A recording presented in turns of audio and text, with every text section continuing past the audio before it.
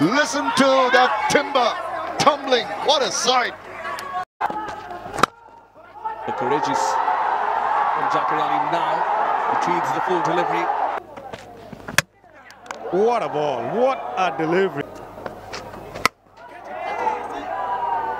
He's in trouble. Fielder at cover. Completes an easy catch in the end.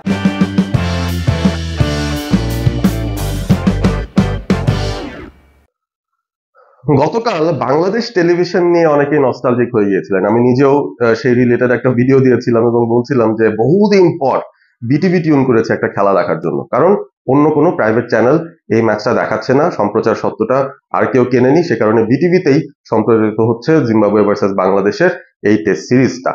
তো দ্বিতীয় দিনে আসলে BTV নিয়ে কথা বলবো না, দ্বিতীয় দিনটায় আমি আসলে ধারাভাষ্য নিয়ে কিছু আলোচনা করতে চাইছি। কারণ আমরা টেস্ট ক্রিকেটের যে ফ্লেভারটা পাই, যেই টেস্ট ক্রিকেটে আমরা দেখি যে হায়ার অ্যামাউন্ট অফ টাইম এক একটা দল কনসেন্ট্রেশন ধরে রেখে ম্যাচের আপার হ্যান্ডটা ধরে রাখতে চায়, সেই জায়গাটায় আমরা দেখছিলাম যে বাংলাদেশ জিম্বাবুয়ে তাদের মধ্যে খুব অহরহ ফোকাসের ঘাটতি ছিল। একটা ছোট স্পেলে বাংলাদেশের বোলাররা ভালো বল করেছেন, তারপর হুট করে সে ফোকাস হারিয়ে ছন্দপতন তাদের হয়েছে। ঠিক একই ঘটনা জিম্বাবুয়ের ব্যাটারদের মধ্যে হয়েছে, কিছুটা সময় তারা ভালো খেলেন, কিছু সময় তাদের ফোকাসের ঘাটতি হয়, র্যাশ শট খেলে ফেলেছেন, ভুল শট সিলেকশন করে ফেলেছেন, সেভাবে করে আউটও হয়ে গেছেন। তো অনেক দিক থেকে মিলিয়ে যদি বলি যে একটা ডে অফ টেস্ট ক্রিকেট যেখানে আসলে খুব একটা কোয়ালিটি ক্রিকেট আমরা হয়তো এক্সপেক্ট করিনি এবং পাইনি, এবং এই নন কোয়ালিটি ক্রিকেট যখন দুটো দলই খেলে তখন কিন্তু ম্যাচটা আলটিমেটলি এমনিতেই কম্পিটিটিভ হয়ে যায়, সেই ঘটনাটাই আজকের দিনে ঘটেছে।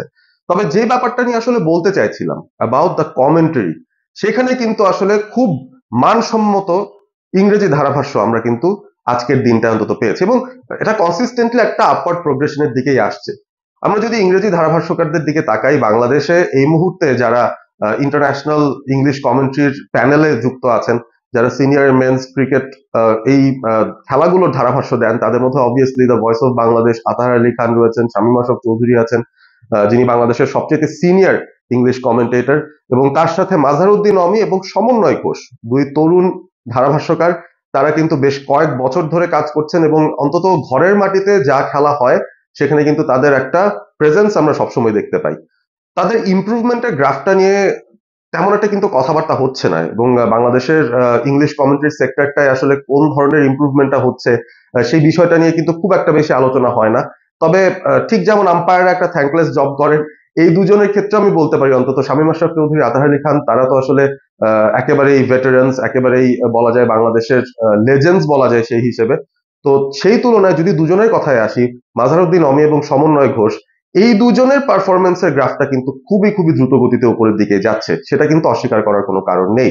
এবং জিম্বাবুয়ে বাংলাদেশের টেস্ট চলছে, সেখানে আসলে ক্রিকেটের মানটা খুব একটা মানসম্মত হচ্ছে না, সেটা নিয়ে অনেকেই আলোচনা হচ্ছে। দুটো দলই আসলে ফাম্বল করছে, স্ট্রাগল করছে বেস্ট ক্রিকেটটা উপহার দেওয়ার জন্য।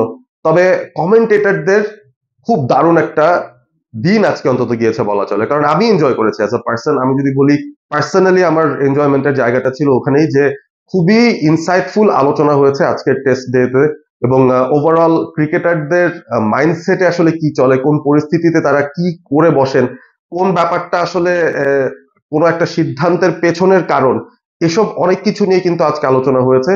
এবং সমন্বয় ঘোষ, মাজহারউদ্দিন অমি, বেশিরভাগ সময় দেখা গিয়েছে যে তারা বলটা কল করছিলেন, এবং ঘটনার যে প্রবাহ সেখানে কিন্তু দারুণ কিছু ইনসাইটস তারা দুজন মিলেই দিচ্ছিলেন। সো মানহীন আসলে পুরো ব্যাপারটা না, মানে একটা প্রোডাকশন প্যাকেজ হিসেবেই তো আমাদের সামনে বা দর্শকদের সামনে খেলাটা উপস্থাপন করা হয়, এবং সেই জায়গাটায় অবভিয়াসলি ক্যামেরার কাজ থাকে, গ্রাফিক্সের কাজ থাকে, প্রোডাকশন টিমের আরো অন্যান্য অনেক আনুষঙ্গিক ব্যাপার থাকে, যেটা দিয়ে তারা দর্শকদেরকে অন্তত আকৃষ্ট রাখার চেষ্টা করেন, এবং ম্যাচের খুব পুঙ্খানুপুঙ্খ ডিটেলস তারা কিন্তু আপনাদের সামনে তুলে ধরার চেষ্টাটা করেন। তবে যাদের কন্ট্রিবিউশনটা আসলে থ্যাঙ্কলেস রয়ে যায় তারা হচ্ছেন ধারাভাষ্যকাররা। অনেক ধরনের ট্রোলের শিকার হন, অনেক ধরনের কটু কথার শিকার হন তারা কিছু একটা ছোটখাটো ভুল করলেই। তবে আজকের দিনটা ফর আ ফ্যান যে আসলে ক্রিকেটটা এনজয় করতে চাচ্ছে, the commentary made it much more enjoyable than the match actually was. Tino Mawoyo এবং পারভেজ মাহরুফও এই লাইন আপের সঙ্গে ছিলেন, যেহেতু আতাহার আলী খান পিএসএল এর জন্য তিনি পাকিস্তানে অবস্থান করছেন এই মুহূর্তে, বাংলাদেশি প্যানেলটা রিপ্রেজেন্ট করছেন শামীম আশরাফ চৌধুরী, মাজহারউদ্দিন অমি এবং সমন্বয় ঘোষ।